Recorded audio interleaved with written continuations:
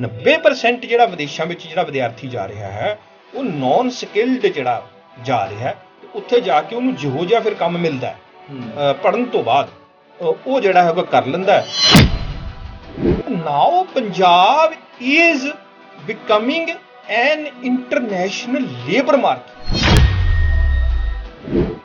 ਬਾਹਰ ਦੇ ਮੁਲਕਾਂ ਦੇ ਵਿੱਚ ਜਿਹੜੇ ਲੇਬਰ ਲਾਜ਼ ਨੇ, ਇੱਕ ਤੇ ਉਹ ਚੰਗੀ ਤਰ੍ਹਾਂ ਲਾਗੂ ਵੀ ਹੁੰਦੇ ਨੇ ਤੇ ਜਿਹੜੇ ਉੱਥੇ ਲੇਬਰ ਕਰਦੇ ਨੇ ਉਹ ਚੰਗੀ ਪੇ ਮਿਲਦੀ ਹੈ। ਕਿ ਸਾਡੇ ਦੇਸ਼ ਵਿੱਚ ਨਹੀਂ ਸਰਕਾਰ ਕਰ ਸਕਦੀ ਕਿ ਜਿਹੜੇ ਲੇਬਰ ਜੌਬਸ ਕਰ ਰਹੇ ਨੇ ਉਹਨਾਂ ਨੂੰ ਚੰਗਾ ਪੈਸਾ ਮਿਲੇ। ਜਿਹੜਾ ਪਿਛਲਾ ਸਾਲ ਨਿਕਲਿਆ ਉਸ ਦੇ ਵਿੱਚ ਜਿਹੜੀ ਹੈਗੀ ਆ ਤਕਰੀਬਨ ਇੰਡੀਆ ਦੇ ਵਿੱਚੋਂ 6.5 ਲੱਖ ਜਿਹੜੇ ਵਿਦਿਆਰਥੀ ਨੇ ਉਹ ਵੱਖੋ ਵੱਖਰੇ ਮੁਲਕਾਂ ਦੇ ਵਿੱਚ ਪੜ੍ਹਨ ਲਈ ਗਏ।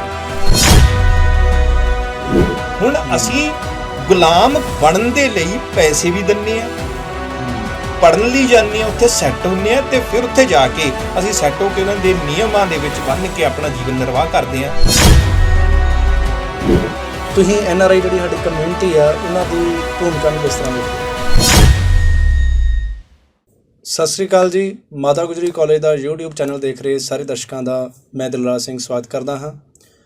ਅੱਜ ਜਿਸ ਵਿਸ਼ੇ 'ਤੇ ਚਰਚਾ ਕਰਨ ਲਈ ਤੁਹਾਡੇ ਸਾਹਮਣੇ ਰੂਬਰੂ ਹੋਏ ਹਾਂ ਉਹ ਵਿਸ਼ਾ ਹੈ ਬ੍ਰੇਨ ਡਰੇਨ। ਬ੍ਰੇਨ ਡਰੇਨ ਮਤਲਬ ਵਿਦੇਸ਼ ਜਾਣ ਦਾ ਰੁਝਾਨ। ਸਾਡੇ ਰੰਗਲੇ ਪੰਜਾਬ ਤੋਂ ਬਹੁਤ ਸਾਰੇ ਨੌਜਵਾਨ, ਬਹੁਤ ਸਾਰੇ ਪੰਜਾਬੀ ਦਿਨ ਪ੍ਰਤੀ ਦਿਨ ਪੰਜਾਬ ਛੱਡ ਕੇ ਵਿਦੇਸ਼ਾਂ ਨੂੰ ਜਾ ਰਹੇ ਹਨ। ਪਹਿਲਾਂ ਆਪਾਂ ਆਜ਼ਾਦੀ ਲੈਣ ਵਾਸਤੇ ਇੰਨਾ ਲੰਬਾ ਸੰਘਰਸ਼ ਕੀਤਾ, ਇੰਨੇ ਬਲੀਦਾਨ ਦਿੱਤੇ, ਉਹਨਾਂ ਅੰਗਰੇਜ਼ਾਂ ਨੂੰ ਦੇਸ਼ ਵਿੱਚੋਂ ਬਾਹਰ ਕੱਢਣ ਵਾਸਤੇ ਇੰਨਾ ਲੰਬਾ ਸਮਾਂ ਅਸੀਂ ਸੰਘਰਸ਼ ਕੀਤਾ। ਪਰ ਅੱਜ ਅਸੀਂ ਉਹਨਾਂ ਦੇ ਦੇਸ਼ ਵਿੱਚ ਜਾ ਕੇ ਉਹਨਾਂ ਦੇ ਕੋਲ ਕੰਮ ਕਰ ਰਹੇ ਹਾਂ। ਇਸ ਦੇ ਕੀ ਕਾਰਨ ਹਨ? ਕਿਉਂ ਸਾਡੇ ਪੰਜਾਬੀ ਆਪਣਾ ਰੰਗਲਾ ਪੰਜਾਬ ਛੱਡ ਰਹੇ ਹਨ? ਇਸ 'ਤੇ ਵਿਚਾਰ ਚਰਚਾ ਕਰਨ ਵਾਸਤੇ ਸਾਡੇ ਨਾਲ ਜੁੜੇ ਨੇ ਮਾਤਾ ਗੁਜਰੀ ਕਾਲਜ ਦੇ ਰਾਜਨੀਤੀ ਸ਼ਾਸਤਰ ਵਿਭਾਗ ਤੋਂ ਡਾਕਟਰ ਸਤਨਾਮ ਸਿੰਘ ਸਰ। ਤੁਹਾਡਾ ਸਾਡੇ ਸਟੂਡੀਓ ਵਿੱਚ ਬਹੁਤ ਬਹੁਤ ਸਵਾਗਤ ਹੈ ਜੀ। Thank you sir. ਮੇਰਾ ਪਹਿਲਾ ਸਵਾਲ ਇਹ ਹੈ ਕਿ ਸਾਡੇ ਜੋ ਨੌਜਵਾਨ ਨੇ ਉਹ ਪੰਜਾਬ ਨੂੰ ਛੱਡ ਕੇ ਵਿਦੇਸ਼ ਨੂੰ ਕਿਉਂ ਜਾ ਰਹੇ ਨੇ? ਬਹੁਤ ਹੀ ਵਧੀਆ ਜੋ ਵਿਸ਼ਾ ਅੱਜ ਤੁਸੀਂ ਇਸ ਚਰਚਾ ਦਾ ਚੁਣਿਆ ਹੈ। ਮੈਂ ਇਸ ਦੇ ਕਈ ਤਰ੍ਹਾਂ ਦੇ ਨਵੇਂ ਜਿਹੜੇ ਪਰਸਪੈਕਟ ਹਨ ਉਸ ਤੋਂ ਇਸ ਨੂੰ ਦੇਖ ਰਿਹਾ ਹਾਂ। ਇੱਕ ਤਾਂ ਦੇਖੋ, ਵਿਦੇਸ਼ਾਂ ਦੇ ਵਿੱਚ ਜਾਣ ਦਾ ਜਿਹੜਾ ਰੁਝਾਨ ਹੈ, ਪਹਿਲੀ ਗੱਲ ਤਾਂ ਇਹ ਹੈ ਕਿ ਇਹ ਕੋਈ ਨਵਾਂ ਨਹੀਂ ਹੈ। ਵਿਦੇਸ਼ਾਂ ਵਿੱਚ ਅੱਜ ਤੋਂ ਪਹਿਲਾਂ ਵੀ ਜਿਹੜੇ ਸਾਡੇ ਪੰਜਾਬੀ ਭਾਈਚਾਰੇ ਦੇ ਲੋਕ ਸੀਗੇ ਉਹ ਤੇ ਹਿੰਦੁਸਤਾਨ ਤੋਂ ਦੂਜੇ ਜਿਹੜੇ ਸੂਬੇ ਨੇ ਉਹਨਾਂ ਤੋਂ ਵੀ ਲੋਕ ਜਿਹੜੇ ਸੀ ਉਹ ਵਿਦੇਸ਼ਾਂ ਵਿੱਚ ਜਾਂਦੇ ਸਨ।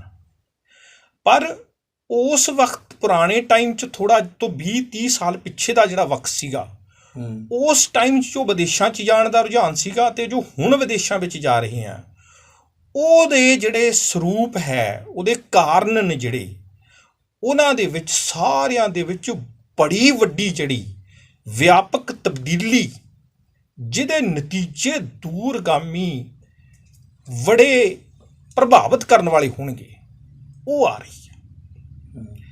ਅਤੇ ਕੀ ਹੈ ਕਿ ਪਹਿਲਾਂ ਜਦੋਂ ਸਾਡੇ ਪੰਜਾਬੀ ਲੋਕ ਖਾਸ ਤੌਰ 'ਤੇ ਜੇ ਮੈਂ ਗੱਲ ਕਰਾਂ ਪੰਜਾਬ ਦੀ, ਜਿਵੇਂ ਤੁਸੀਂ ਮੁੱਦਾ ਉਠਾਇਆ ਹੈ ਕਿ ਸਾਡੇ ਪੰਜਾਬ ਦੇ ਜਿਹੜੇ ਨੌਜਵਾਨ ਹਨ ਉਹ ਵਿਦੇਸ਼ਾਂ ਵੱਲ ਨੂੰ ਜਾ ਰਹੇ ਹਨ ਅਤੇ ਉਸ ਤੋਂ ਬਾਅਦ ਮੇਨ ਮਕਸਦ ਉਹਨਾਂ ਦਾ ਹੀ ਹੁੰਦਾ ਹੈ ਕਿ ਪੜ੍ਹਾਈ ਬਹਾਨੇ ਵਿਦੇਸ਼ ਦੇ ਵਿੱਚ ਜਾਣਾ। ਖਾਸ ਤੌਰ 'ਤੇ ਜਿਹੜੇ ਮੁਲਕ ਨੇ ਹੁਣ ਜਿਨ੍ਹਾਂ ਦੇ ਵਿੱਚ ਸਾਡਾ ਜਿਹੜਾ ਨੌਜਵਾਨ ਹੈ ਉਹ ਜਾ ਰਿਹਾ ਹੈ, ਉਹਨਾਂ ਦੇ ਵਿੱਚ ਕੈਨੇਡਾ ਹੈ, ਉਸ ਦੇ ਵਿੱਚ ਆਸਟ੍ਰੇਲੀਆ ਹੈ, ਨਿਊਜ਼ੀਲੈਂਡ ਹੈ ਔਰ ਯੂਨਾਈਟਿਡ ਕਿੰਗਡਮ ਹੈ, UK ਹੈ। ਇਹ ਖਾਸ ਤੌਰ 'ਤੇ ਜਿਹੜੀ ਪ੍ਰੈਫਰੈਂਸ ਹੈ ਇਹ ਦਿੱਤੀ ਜਾਂਦੀ ਹੈ ਸਾਡੇ ਅੱਜ ਦਾ ਜਿਹੜਾ ਯੂਥ ਹੈ ਪੰਜਾਬ ਦਾ ਉਸ ਦੇ ਵੱਲੋਂ।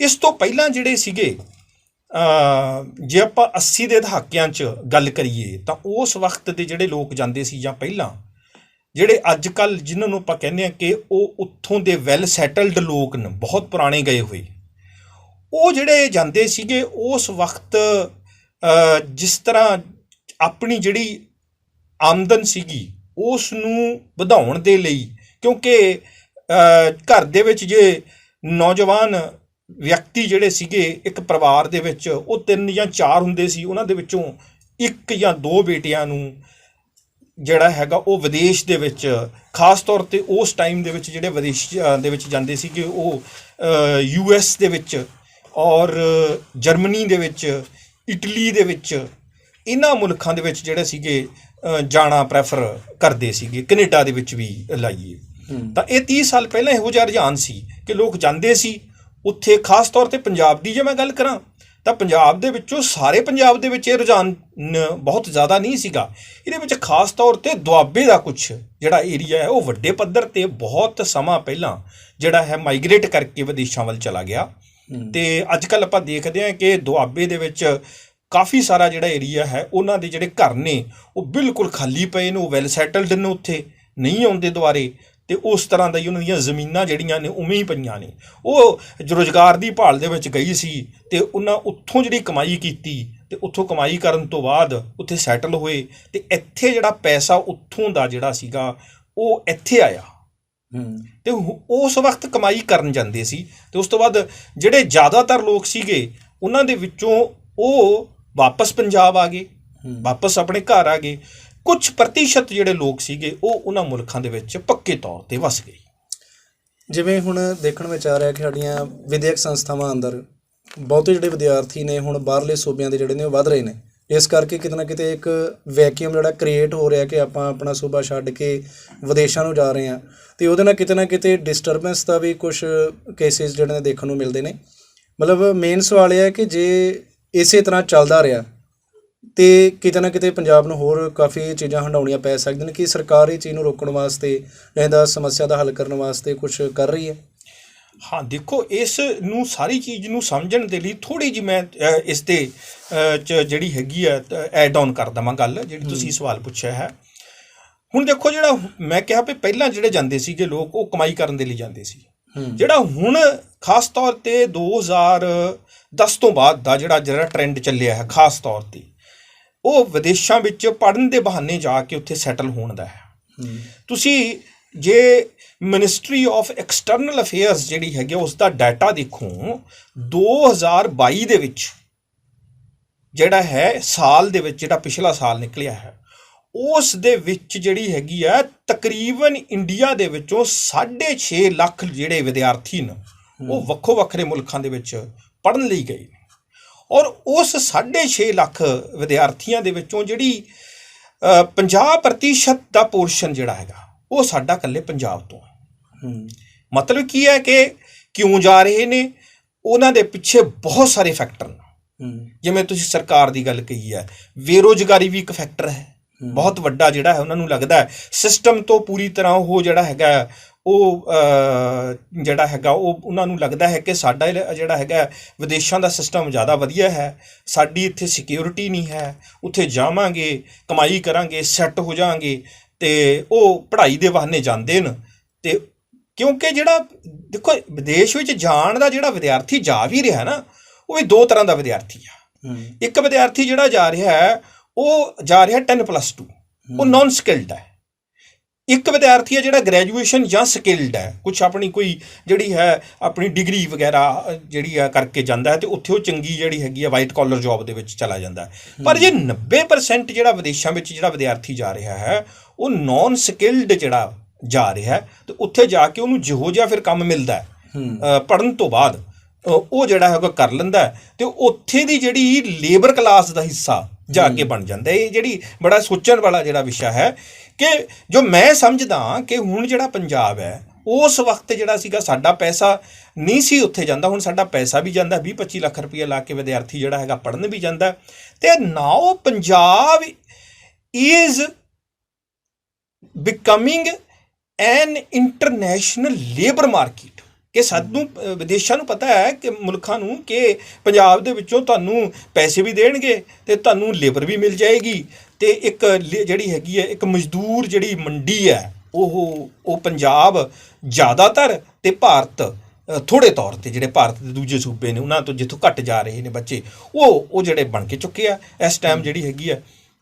ਤਾਂ ਇੱਕ ਬਜ਼ਾਰੂਕਰਨ ਦੀ ਜਿਹੜੀ ਪ੍ਰਵਿਰਤੀ ਸੀ ਉਸ ਦੇ ਤਹਿਤ ਜਿਹੜਾ ਹੈ ਇਹ ਜਿਹੜਾ ਵਿਦੇਸ਼ਾਂ ਵਿੱਚ ਜਾਣ ਦਾ ਰੁਝਾਨ ਹੈ ਜਿਹੜਾ ਉਸ ਨੂੰ ਦੇਖਿਆ ਜਾਂਦਾ ਹੈ। ਤਾਂ ਤੁਸੀਂ ਜਿਸ ਤਰ੍ਹਾਂ ਕਿਹਾ ਕਿ ਉਹਦਾ ਜਿਹੜਾ ਅਸਰ ਹੋ ਰਿਹਾ ਹੈ ਪੰਜਾਬ ਦੇ ਵਿੱਚ ਜਿਹੜਾ ਹੈਗਾ ਸਰਕਾਰੀ ਪੱਧਰ ਦੇ ਉੱਪਰ ਜਾਂ ਜਿਹੜੇ ਇੱਥੋਂ ਜਾ ਰਹੇ ਨੇ ਲੋਕ ਬੱਚੇ ਜਿਹੜੇ ਪੜ੍ਹਨ ਦੇ ਲਈ ਉਹ ਵੈਕਿਊਮ ਜਿਹੜਾ ਹੈਗਾ ਉਹਨੂੰ ਭਰਨ ਦੇ ਲਈ ਐਜੂਕੇਸ਼ਨ ਇੰਸਟੀਟਿਊਸ਼ਨ ਦੀ ਆਪਾਂ ਗੱਲ ਕਰਦੇ ਹਾਂ ਉਹਨਾਂ ਦੇ ਵਿੱਚ ਜਿਹੜਾ ਹੈਗਾ ਅਲੱਗ ਤਰ੍ਹਾਂ ਦਾ ਇੱਕ ਜਿਹੜਾ ਹੈਗਾ ਉਹ ਇੱਕ ਖਲਾਅ ਪੈਦਾ ਹੋ ਗਿਆ ਹੈ। ਵਿਦਿਆਰਥੀਆਂ ਦੀ ਗਿਣਤੀ ਜਿਹੜੀ ਹੈਗੀ ਆ ਜਿਸ ਤਰ੍ਹਾਂ ਮੈਂ ਡਾਟਾ ਤੁਹਾਡੇ ਨਾਲ ਸ਼ੇਅਰ ਕੀਤਾ ਹੈ ਮਿਨਿਸਟਰੀ ਆਫ ਐਕਸਟਰਨਲ ਅਫੇਅਰ ਦਾ ਉਹਦੇ ਨਾਲ ਜਿਹੜਾ ਹੈਗਾ ਉਹ ਵਿਦਿਆਰਥੀਆਂ ਦੀ ਗਿਣਤੀ ਘਟੀ ਹੈ ਅਤੇ ਵਿਦਿਅਕ ਸੰਸਥਾਵਾਂ ਦੇ ਵਿੱਚ ਵਿਦਿਆਰਥੀਆਂ ਦੀ ਗਿਣਤੀ ਘਟਣ ਦੇ ਨਾਲ ਜਿਹੜੀਆਂ ਵਿਦਿਅਕ ਸੰਸਥਾਵਾਂ ਚਾਹੇ ਉਹ ਸਰਕਾਰੀ ਨੇ ਚਾਹੇ ਉਹ ਗੈਰ ਸਰਕਾਰੀ ਨੇ ਅਤੇ ਚਾਹੇ ਉਹ ਸਰਕਾਰੀ ਸਹਾਇਤਾ ਪ੍ਰਾਪਤ ਨੇ ਉਹਨਾਂ ਨੂੰ ਵਿੱਤੀ ਸੰਕਟ ਦਾ ਜਿਹੜਾ ਸਾਹਮਣਾ ਹੈ ਉਹ ਕਰਨਾ ਪੈ ਰਿਹਾ।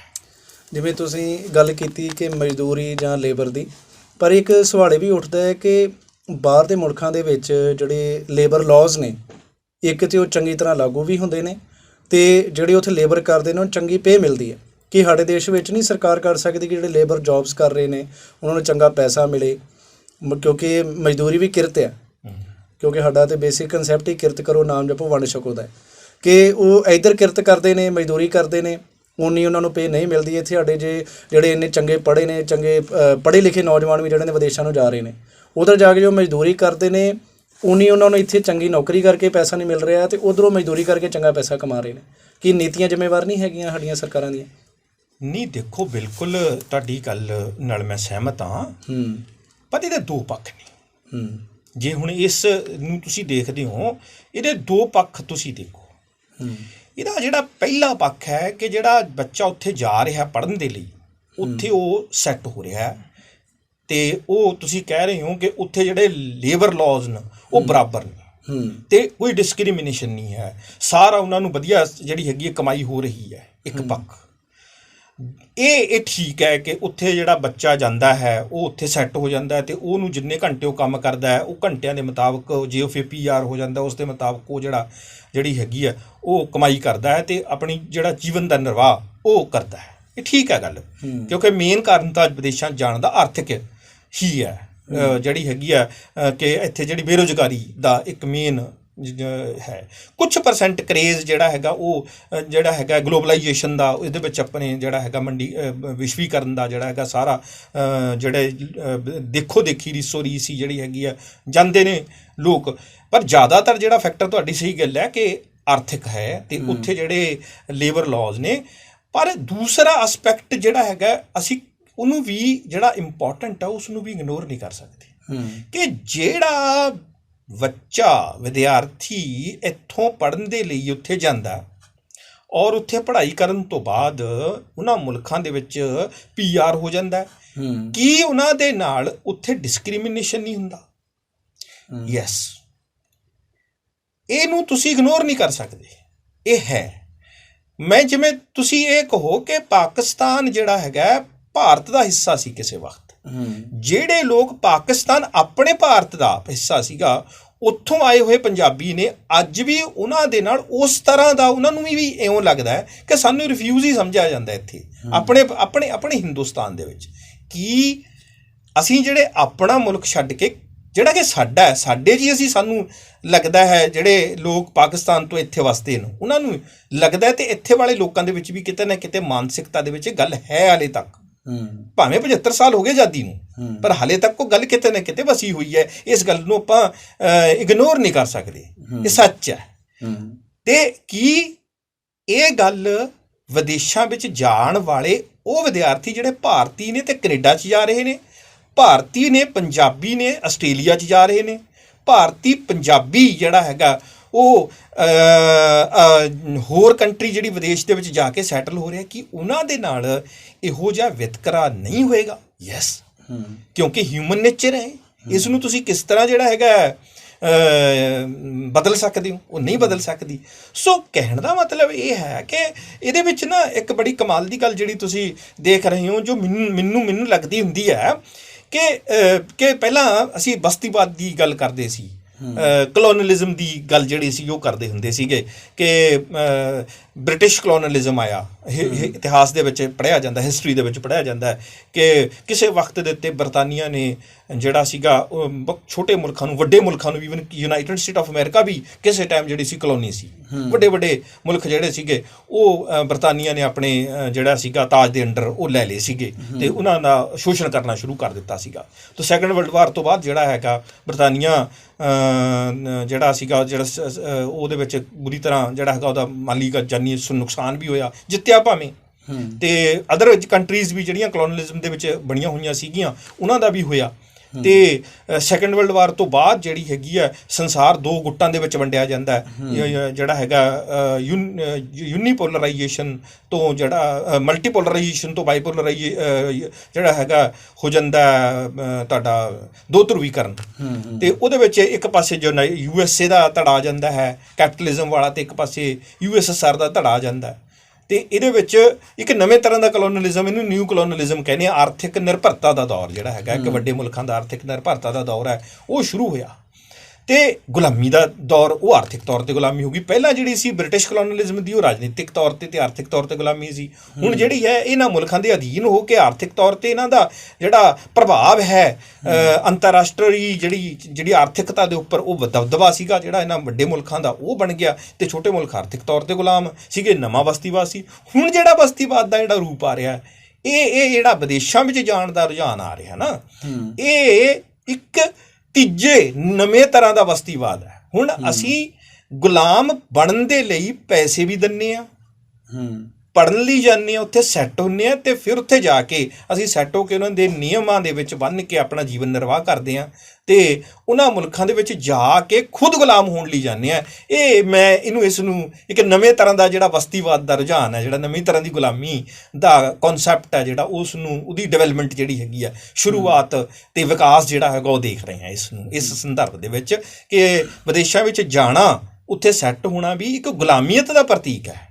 ਜੇਕਰ ਮਾਨਸਿਕਤਾ ਉਹਨੂੰ ਨਹੀਂ ਕੱਢਿਆ ਜਾ ਸਕਦਾ, ਭਾਵੇਂ ਬਹੁਤ ਸਾਰੇ ਇੰਸੀਡੈਂਟ ਨੇ ਇਤਿਹਾਸ ਦੇ ਵਿੱਚ, ਤੁਸੀਂ ਦੇਖ ਲਓ ਮਹਾਤਮਾ ਗਾਂਧੀ ਜਦੋਂ ਸਾਊਥ ਅਫਰੀਕਾ ਦੇ ਵਿੱਚ ਗਏ ਸੀ ਤਾਂ ਉਸ ਸਮੇਂ ਉਹਨਾਂ ਨੂੰ ਫਸਟ ਕਲਾਸ ਜਿਹੜਾ ਰੇਲਵੇ ਪਲੇਟਫਾਰਮ ਦੇ ਵਿੱਚੋਂ ਇਸ ਕਰਕੇ ਕੱਢਿਆ ਸੀ ਕਿ ਤੁਸੀਂ ਵੀ ਗੁਲਾਮ ਮੁਲਕ ਦੇ ਕਾਲੇ ਨਾਗਰਿਕ ਹੋ। ਤਾਂ ਕੀ ਉਸ ਵਕਤ ਦੇ ਅਤੇ ਅੱਜ ਦੇ ਉਹਨਾਂ ਮਾਨਸਿਕਤਾ ਦੇ ਵਿੱਚ ਫਰਕ ਨਹੀਂ ਪੈਂਦਾ ਇਸ ਤਰ੍ਹਾਂ ਦਾ? ਉਹ ਕਿਤੇ ਨਾ ਕਿਤੇ ਜ਼ਰੂਰ ਜਿਹੜਾ ਹੈਗਾ ਉਹ ਇੱਕ ਗੁਲਾਮੀਅਤ ਦਾ ਇਹ ਪ੍ਰਤੀਕ ਬਣਦਾ ਜਾ ਰਿਹਾ, ਬਣੂਗਾ। ਇਹ ਨਤੀਜੇ ਜਿਹੜੇ ਨੇ ਆਉਣ ਵਾਲੇ ਟਾਈਮ 'ਚ ਕਿਵੇਂ ਦੇ ਨਿਕਲਣਗੇ ਇਹ ਸਮਾਂ ਦੱਸੂਗਾ। ਮੈਂ ਇਸ ਨੂੰ ਇਸ ਸੰਦਰਭ 'ਚ ਦੇਖ ਰਿਹਾ।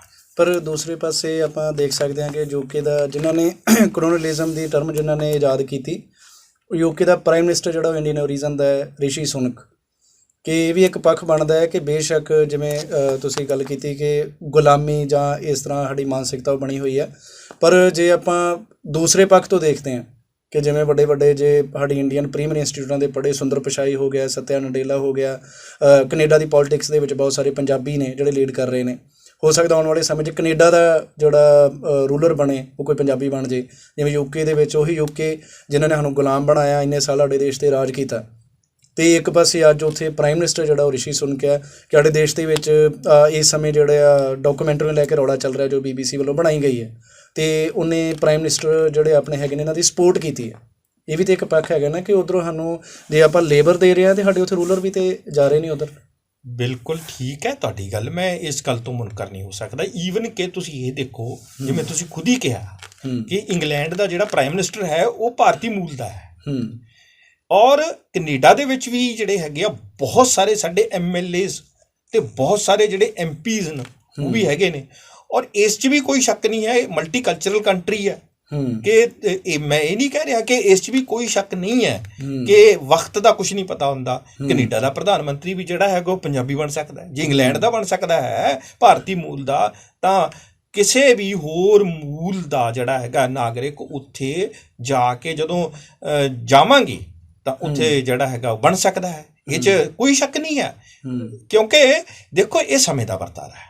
ਸਮੇਂ ਦਾ ਵਰਤਾਰਾ ਇਹ ਹੈ ਕਿ ਰੂਲਰ ਜਿਹੜਾ ਬਣਦਾ ਹੈ, ਰੂਲਰ ਬਣਨ ਦੇ ਨਾਲ ਹੁਣ ਦੇਖੋ ਤੁਸੀਂ ਇਸ ਗੱਲ ਨੂੰ ਇੱਥੇ ਇਹ ਕਹਿ ਕੇ ਬੰਦ ਕਰਕੇ ਕਿ ਬਸ ਇੰਨੀ ਗੱਲ ਕਹਿ ਕੇ ਕਿ ਇਹ ਹੋ ਸਕਦਾ ਹੈ ਔਰ ਹੋ ਰਿਹਾ ਹੈ, ਇਸ ਤੋਂ ਆਉਣ ਵਾਲੇ ਟਾਈਮ ਦੇ ਜਿਹੜੇ ਰਿਜ਼ਲਟਸ ਨੇ ਜਿਹੜੇ ਫਿਊਚਰ ਦੇ ਵਿੱਚ ਬਹੁਤ ਜ਼ਿਆਦਾ ਮਾੜੇ ਹੋਣਗੇ ਉਹਨਾਂ ਨੂੰ ਅੱਖੋਂ ਪਰੋਖੇ ਨਹੀਂ ਕਰ ਸਕਦੇ, ਕਿਉਂਕਿ ਇਤਿਹਾਸ ਇਸ ਗੱਲ ਦਾ ਗਵਾਹ ਹੈ। ਦੇਖੋ ਹਿੰਦੁਸਤਾਨ ਦੇ ਵਿੱਚ ਪਹਿਲਾਂ ਜਿਹੜਾ ਸੀਗਾ ਉਹ ਅਕਬਰ ਬਾਦਸ਼ਾਹ ਵੇਲੇ ਜਾਂ ਪਹਿਲਾਂ ਜੋ ਹਿੰਦੂ ਜਿਹੜੇ ਰਾਜੇ ਸੀਗੇ ਉਹਨਾਂ ਦਾ ਰਾਜ ਸੀ। ਫਿਰ ਉਸ ਤੋਂ ਬਾਅਦ ਜਿਹੜਾ ਮੁਗਲ ਬਾਦਸ਼ਾਹਾਂ ਦਾ ਜਿਹੜਾ ਰਾਜ ਹੈ ਉਹ ਸ਼ੁਰੂ ਹੋਇਆ।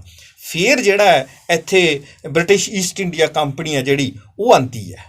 ਫਿਰ ਹਿੰਦੁਸਤਾਨੀਆਂ ਨੇ ਜਿਹੜਾ ਉਸ ਦੇ ਲਈ ਇੱਕ ਸੰਘਰਸ਼ ਜਿਹੜਾ ਕੀਤਾ ਉਹਨਾਂ ਨੂੰ ਉੱਥੋਂ ਕੱਢਣ ਦੇ ਲਈ, ਅਤੇ 1947 ਦੇ ਵਿੱਚ ਦੇਸ਼ ਆਜ਼ਾਦ ਹੋਇਆ। ਦੇਖੋ ਹੁਣ ਹਿੰਦੁਸਤਾਨ ਦੇ ਕੰਟੈਕਸਟ ਦੇ ਵਿੱਚ ਹੀ ਦੇਖੋ ਕਿ ਹਿੰਦੂ ਰਾਜਿਆਂ ਦੇ ਤਹਿਤ ਰਾਜ ਹੋਣਾ, ਉਸ ਤੋਂ ਬਾਅਦ ਫਿਰ ਮੁਗਲ ਬਾਦਸ਼ਾਹਾਂ ਦਾ ਰਾਜ, ਫਿਰ ਬਰਤਾਨੀਆ ਦਾ ਰਾਜ, ਫਿਰ ਹਿੰਦੁਸਤਾਨੀਆਂ ਦਾ ਰਾਜ। ਦੇਖੋ ਫਿਰ ਕੀ ਉੱਥੇ ਇਹੋ ਜਿਹਾ ਵਰਤਾਰਾ ਨਹੀਂ ਵਰਤੇਗਾ?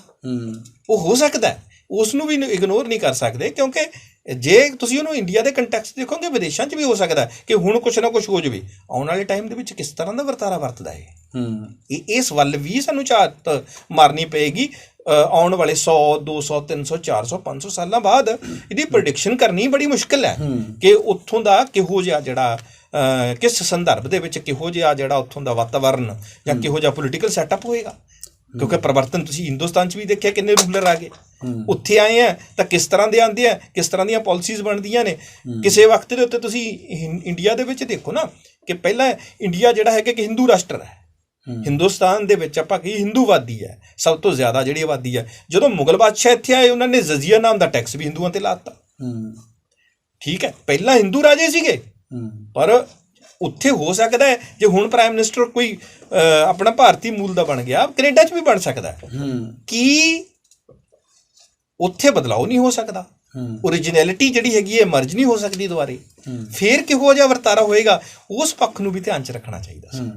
ਹੁਣ ਆਖਰੀ ਸਵਾਲ ਕਿ ਜਿਵੇਂ ਆਪਾਂ ਬਾਕੀ ਮਸਲਿਆਂ 'ਤੇ ਚਰਚਾ ਕੀਤੀ, ਇੱਕ ਇਹ ਵੀ ਚਰਚਾ ਬਣਦੀ ਆ ਕਿ ਜਿਹੜੇ NRI ਸਾਡੀ ਕਮਿਊਨਿਟੀ ਹੈ ਜਿਹੜੇ ਬਾਹਰ ਬੈਠੇ ਨੇ, ਉਹਨਾਂ ਨੇ ਪੰਜਾਬ ਦੇ ਮਸਲੇ ਹੱਲ ਕਰਨ ਦੇ ਵਿੱਚ ਬੜੀ ਵੱਡੀ ਭੂਮਿਕਾ ਵੀ ਨਿਭਾਈ ਹੈ। ਜਿਵੇਂ ਕਿਸਾਨੀ ਅੰਦੋਲਨ ਸੀ, ਉਹਦੇ ਵਿੱਚ ਉਹਨਾਂ ਨੇ ਫੰਡਿੰਗ ਕੀਤੀ, ਸਾਡੀਆਂ ਇਲੈਕਸ਼ਨਾਂ ਹੋਈਆਂ, ਉਸ ਦੌਰਾਨ ਵੀ ਉਹ ਆਣ ਕੇ ਇੱਧਰ ਅਵੇਅਰ ਵੀ ਕਰਦੇ ਨੇ, ਪਾਰਟੀਸਪੇਟ ਵੀ ਕਰਦੇ ਨੇ, ਲੋਕਾਂ ਨੂੰ ਜਾਗਰੂਕ ਵੀ ਕਰਦੇ ਨੇ, ਕਿਉਂਕਿ ਸਰਕਾਰ ਵੀ ਚਾਹੁੰਦੀ ਹੈ ਕਿ ਉਹ ਪੈਸੇ ਦੇ ਨਾਲ ਨਾਲ ਆਪ ਵੀ ਪੰਜਾਬ ਦੇ ਨਾਲ ਜੁੜੇ ਰਹਿਣ। ਤੁਸੀਂ NRI ਜਿਹੜੀ ਸਾਡੀ ਕਮਿਊਨਿਟੀ ਆ ਉਹਨਾਂ ਦੀ ਭੂਮਿਕਾ ਨੂੰ ਕਿਸ ਤਰ੍ਹਾਂ ਵੇਖਦੇ? ਦੇਖੋ ਨੋ ਡਾਊਟ NRIs ਦੀ ਜਿਹੜੀ ਭੂਮਿਕਾ ਹੁਣ ਤੱਕ ਦੀ ਹੈ, ਦੇਖੋ ਹੁਣ ਇਹਨੂੰ ਵੀ ਦੋ ਤਰਫਾ ਦੇਖਣਾ ਪਊਗਾ। ਜਿਹੜੇ ਹੁਣ ਤੱਕ ਦਾ NRI ਹੈ ਉਹ ਆਪਣੇ ਰੂਟਸ ਨਾਲ ਜੁੜਿਆ ਹੋਇਆ, ਉਹ ਤਾਂ ਇਸ ਕਰਕੇ ਉਹਦਾ ਪੰਜਾਬ ਦੇ ਨਾਲ ਜਾਂ ਜਿੱਥੋਂ ਵੀ ਉਹ ਹਿੰਦੁਸਤਾਨ ਦੇ ਜਿਸ ਵੀ ਹਿੱਸੇ 'ਚੋਂ ਗਿਆ ਉੱਥੇ ਉਹਦਾ ਲਗਾਓ ਜਿਹੜਾ ਹੈਗਾ ਬਣਿਆ ਹੋਇਆ ਹੈ। ਪਰ ਜਿਹੜੀ ਹੁਣ ਦੀ ਜਨਰੇਸ਼ਨ ਜਾ ਰਹੀ ਹੈ ਪੜ੍ਹਾਈ ਕਰਨ ਦੇ ਬਹਾਨੇ ਵਿਦੇਸ਼ਾਂ 'ਚ ਵਸਣ ਦਾ, ਉਹ ਸਾਰੇ ਦਾ ਸਾਰਾ ਵੇਚ ਵੱਟ ਕੇ ਇੱਥੋਂ ਆਪਣੇ ਪੇਰੈਂਟਸ ਨੂੰ ਨਾਲ ਲਿਜਾ ਰਹੇ ਨੇ ਅਤੇ ਉੱਥੇ ਸੈੱਟ ਹੋ ਰਹੇ ਨੇ, ਆਪਣੀਆਂ ਰੂਟਸ ਤੋਂ ਟੁੱਟ ਜਾਣਗੇ। ਇਹ ਜਿਹੜੀ NRIs ਦੀ ਆਉਣ ਵਾਲੇ ਟਾਈਮ ਦੇ ਵਿੱਚ ਕਿਹੋ ਜਿਹੀ ਭੂਮਿਕਾ ਹੋਏਗੀ? ਕੀ ਉਹ ਵਾਪਸ ਰਿਵਰਟ ਬੈਕ ਕਰਨਗੇ ਆਪਣੇ ਹਿੰਦੁਸਤਾਨ ਨੂੰ ਜਾਂ ਆਪਣੇ ਪੰਜਾਬ ਨੂੰ? ਹੁਣ ਦੀ ਜਿਹੜੀ ਭੂਮਿਕਾ ਦੇ ਸੰਦਰਭ ਵਿੱਚ ਤੁਹਾਡੀ ਬਿਲਕੁਲ ਸਹੀ ਗੱਲ ਹੈ, ਕਿਉਂਕਿ ਰੂਟਸ ਨਾਲ ਜੁੜੇ ਹੋਏ ਨੇ। ਹਾਲੇ ਜੋ ਗਏ ਸੀ ਉਹ ਜਵਾਨ ਗਏ ਸੀ ਉਦੋਂ, ਜਦੋਂ ਪੂਰੀ ਤਰ੍ਹਾਂ ਉਹਨਾਂ ਨੂੰ ਪਤਾ ਸੀ ਸਾਰੀ ਗੱਲ ਦਾ ਕਿ ਅਸੀਂ ਕਿਹਨਾਂ ਹਾਲਾਤਾਂ ਦੇ ਵਿੱਚ ਗਏ ਹਾਂ, ਅਤੇ ਅਸੀਂ ਆਪਣਾ ਜਿਹੜਾ ਪੰਜਾਬ ਹੈਗਾ ਉਸ ਦੇ ਨਾਲ ਸਾਡਾ ਪਿਆਰ ਹੈ, ਆਪਣੀ ਮਿੱਟੀ ਨਾਲ ਪਿਆਰ ਹੈ, ਆਪਣੀ ਜ਼ਮੀਨ ਨਾਲ ਪਿਆਰ ਹੈ, ਆਪਣੀ ਬੋਲੀ ਨਾਲ ਪਿਆਰ ਹੈ ਉਹਨਾਂ ਦਾ। ਪਰ ਅੱਜ ਦਾ ਜਿਹੜਾ ਨੌਜਵਾਨ ਹੈ ਉਹ ਮੀਡੀਆ ਦੇ, ਤੁਸੀਂ ਦੇਖੋ ਸੋਸ਼ਲ ਮੀਡੀਆ ਦੇ ਜਾਂ ਉੱਥੇ ਜਿਹੜਾ ਮਲਟੀਕਲਚਰਲ ਜਿਹੜਾ ਇਫੈਕਟ ਹੈਗਾ ਉਸ ਦੇ ਵਿੱਚ ਕਿਸ ਤਰੀਕੇ ਦੇ ਨਾਲ ਜਿਹੜਾ ਹੈਗਾ ਉਹਦੇ ਵਿੱਚ ਫਸ ਗਿਆ। ਉਹ ਤੋਂ ਇਹ ਐਕਸਪੈਕਟ ਕਰਨਾ, ਉਹ ਤਾਂ ਪੇਰੈਂਟਸ ਨੂੰ ਉੱਥੇ ਲਿਜਾ ਰਹੇ ਆ। ਦੇਖ ਲਓ ਨਾ, ਜਿੰਨੇ ਵੀ ਵਿਦੇਸ਼ਾਂ ਵਿੱਚ ਬੱਚੇ ਵਸ ਰਹੇ ਨੇ ਉਹ ਸਾਰੇ ਦੇ ਸਾਰੇ ਆਪਣੇ ਪੇਰੈਂਟਸ ਨੂੰ ਉੱਥੇ ਲਿਜਾ ਰਹੇ ਨੇ, ਅਤੇ ਪੁਰਾਣੇ ਉਹ ਕਹਿੰਦੇ ਇੱਥੇ ਅਸੀਂ ਆਪਣੀ ਜੱਦੀ ਪੁਸ਼ਤੀ ਜ਼ਮੀਨ ਜਾਇਦਾਦ ਰੱਖ ਕੇ ਕੀ ਕਰਨਾ ਜਦੋਂ ਰਹਿਣਾ ਹੀ ਨਹੀਂ ਇੱਥੇ, ਅਤੇ ਉਹ ਆਪਾਂ ਸੈਟਲ ਹੋ ਜਾਈਏ ਉੱਥੇ, ਪੇਰੈਂਟਸ ਨੂੰ ਵੀ ਉੱਥੇ ਲੈ ਜਾਂਦੇ ਨੇ, ਅਤੇ ਹੌਲੀ ਹੌਲੀ ਫਿਰ ਜਦੋਂ ਜੱਦੀ ਪੁਸ਼ਤੀ ਕੋਈ ਚੀਜ਼ ਰਹਿਣੀ ਹੋਈ ਨਹੀਂ ਅਤੇ ਉਹਦਾ ਜਿਹੜਾ ਪਰਛਾਵਾਂ ਮਨ ਦੇ ਵਿੱਚ ਬਣਿਆ ਹੋਇਆ ਹੈ ਹੌਲੀ ਹੌਲੀ ਉਹ ਵੀ ਅਲੋਪ ਹੋ ਜਾਊਗਾ। ਅਤੇ ਫਿਰ NRIs ਦੀ ਭੂਮਿਕਾ ਦੇ ਵਿੱਚ ਵੀ ਜਿਹੜੀ ਹੈ ਤਬਦੀਲੀ ਆਊਗੀ।